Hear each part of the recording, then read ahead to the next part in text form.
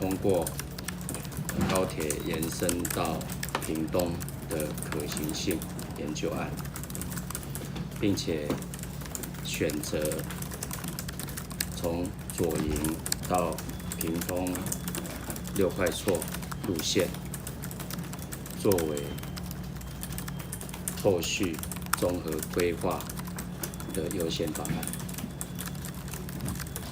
委员会针对左营方案，也进一步建议左营站跟6块厝站要事先做好营运模式的规划。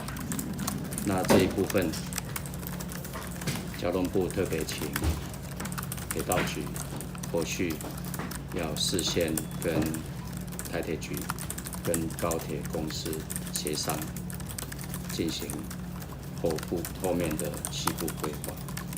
另外，左营站跟6块厝站也必须做好连外大众运输规划跟空间的预留，尤其是左营站，我们要考量高雄市区捷运路网、捷运的串联，还有后续可能的轻轨的串联。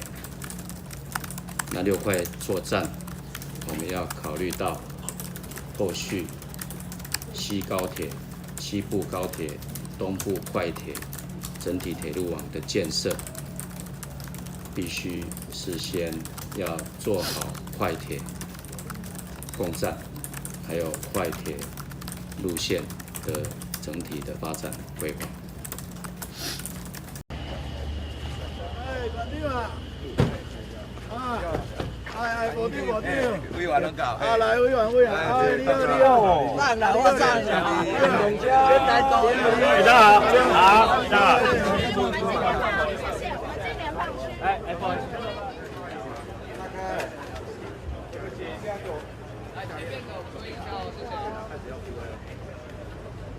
屏东人盼望高铁延伸屏东已经非常久了。蔡总统特别关心整个台湾的建设，怎么样让西部高铁、东部快铁，让整个台湾轨道运输升级，整个台湾国力也来升级。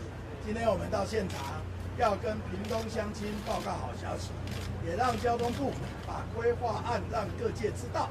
我们希望台湾大家一起以台湾为一个竞争单位和世界比，我们台湾一定会大大发展，占一席之地。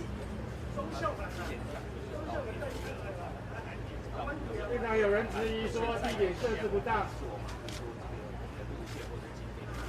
等一下我们都会详细报告。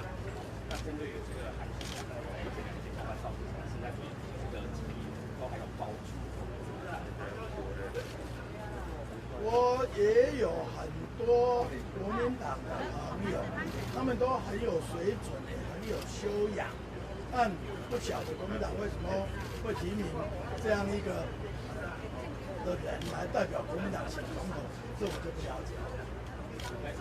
谢谢大家。